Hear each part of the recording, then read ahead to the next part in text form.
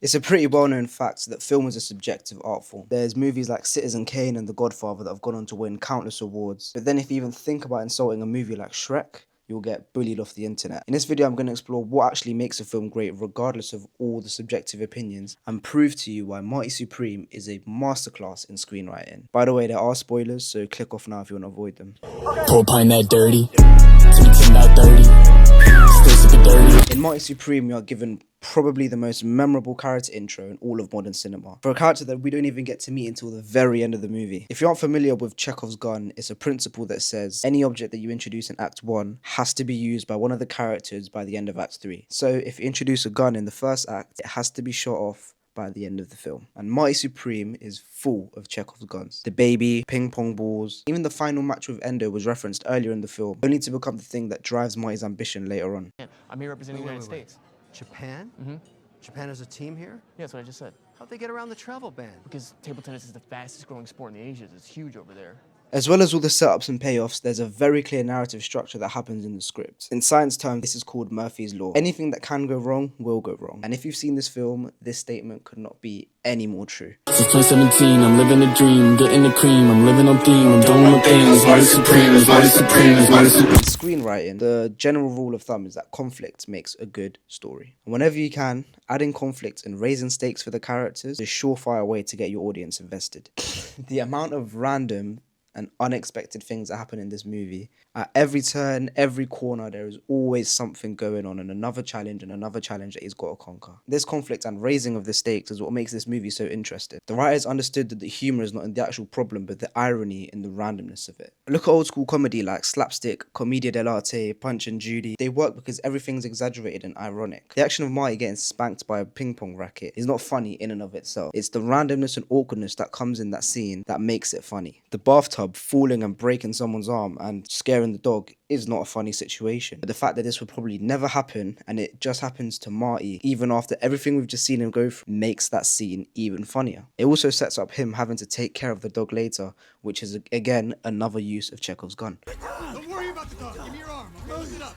Nothing. I got you. Don't worry.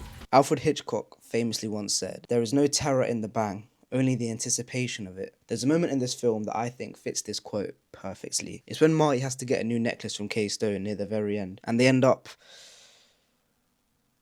in the park. When watching, I instantly knew they were going to get caught. Simply because throughout the film, Marty's been getting in trouble for so many things, and I knew this was just going to be another badge on the wall of things he has to go through. But the anticipation of knowing that there was going to be an officer there and the fact that they were going to get caught and that he's got to deal with this again made me want to keep watching. By using pattern recognition and cliches, the writers were able to keep you hooked because they explicitly tell you what's going to happen and then they make it happen, which satisfies audiences' needs. In the coupe in the 4-door, live on the rack, it's a more door. I live like the king with my sword drawn, it's the Marty Supreme in the 4 rows. In order for an audience to care about a character, they need 3 dimensions. A character always needs a goal. They need an external conflict and an internal conflict. And every single character in this film has exactly that. Marty Supreme, his goal is to become the best ping pong player. His external factor, the entire movie. His internal conflict is that he lacks the ability to say no. You want to get a closer look at him? Yes, please. Milton Rockwell, what's his goal? He's a businessman, he wants to make more money.